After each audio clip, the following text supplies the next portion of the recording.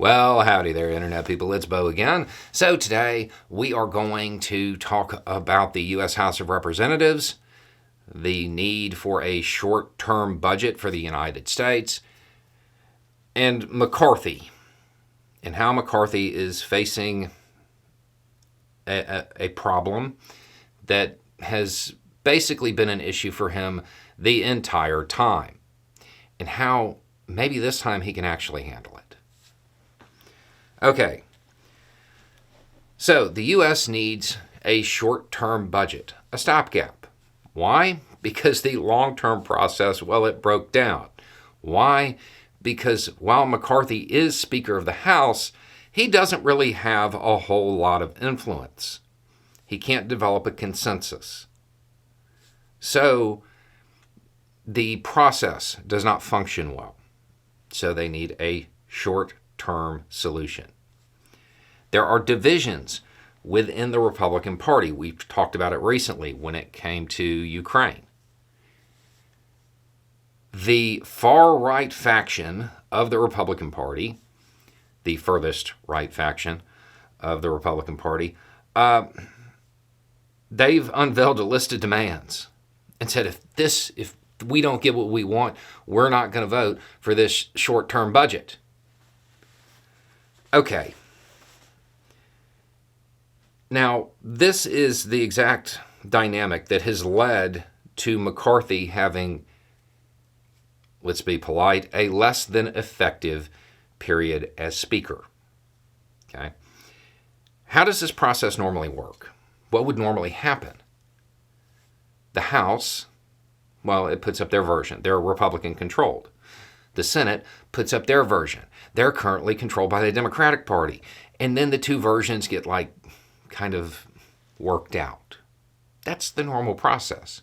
So no matter what comes out of the House, it has to make it through the Democratic Party anyway. So if you have a faction of the Republican Party who is demanding a bunch of things that, let's be honest, they're non-starters, they're not things that are going to go anywhere, maybe you could alter the dynamic by simply working with the Democrats in the House, rather than waiting and negotiating it out with Democrats in the Senate. Do it in the House. Render that faction of the Republican Party irrelevant.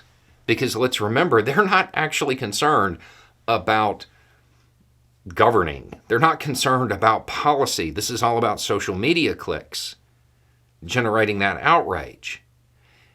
If you render them irrelevant, well, then they can't get that. That caucus has, I want to say, 45 people in it. And I don't even think that half of them are really interested in the disruptions that caucus has become famous for. The votes are available from the Democratic side of the aisle. And let's be real, the negotiations that would occur, they're the same negotiations that would occur between the House and the Senate. So just do it there, and you bypass them. They lose all of their leverage. The far right, the super far right Republicans, they lose all of their leverage if that occurs. These are the people that are making McCarthy look so ineffective. And he has a method of removing their leverage. He just has to use it. He just has to say, no, I'm going to put the country over somebody's Twitter following, which is really what this boils down to at this point. But since I don't know that would actually be motivation for McCarthy, he could put his own political career over somebody else's Twitter following. That seems like the logical move. The votes are available for a sensible stopgap without that caucus, without the entirety of that caucus. Much less the fact that most of them are not committed to these demands. So it seems like the smart move.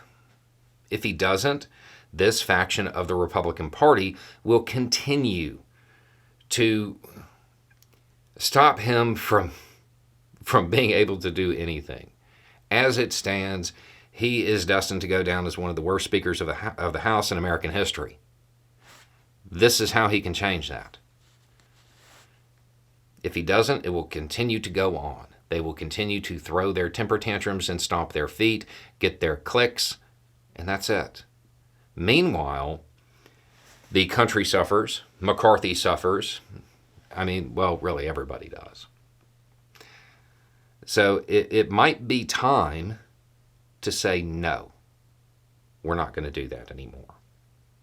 It's also probably a good time to do this because that portion of the Republican Party, most of them are closely associated with one person who is currently not in government office and whose support is collapsing.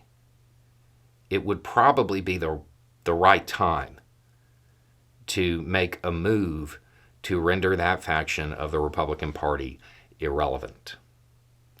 Anyway, it's just a thought. Y'all have a good day.